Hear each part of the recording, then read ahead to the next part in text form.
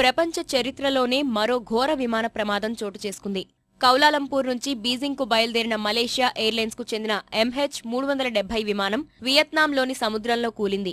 దక్షిణ చైనా సముద్రంలో ఈ విమానం కూలిపోయిందని నౌకాదళాధికారి ఒకరు వెల్లడించినట్లు వియత్నాం మీడియా ప్రకటించింది.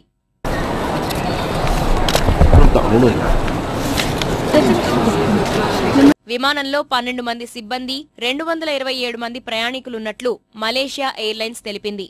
ఈ విమానంలో 14 దేశాలకు చెందినవారు ఉన్నట్లు సంస్థ అధికారులు తెలిపారు. వీరిలో 152 మంది చైనీయులు, 38 మంది మలేషియా వాసులు, 12 మంది ఇండోనేషియన్లు, 6 ఆస్ట్రేలియా వాసులు, 5 భారతీయులు, 3 అమెరికా ప్రజలు ఉన్నారు.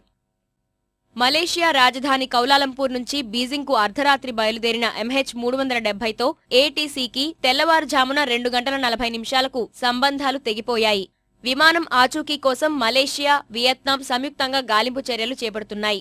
చైనా కూడా 2 రక్షణ నౌకలను దక్షిణ చైనా సముద్రంలో సహాయక చర్యలకు పంపింది. విమానం గల్లంతు విషయం తెలుసుకున్న ప్రయాణికుల కుటుంబ సభ్యులు, బంధువులు ఆందోళనకు లోనయ్యారు. తమ వారి ఆచూకీ కోసం బీజింగ్, కౌలాలంపూర్ విమానాశ్రయాలకు పరుగులు తీశారు. క్షేమ సమాచారం తెలియక ఆందోళన చెందుతున్నారు.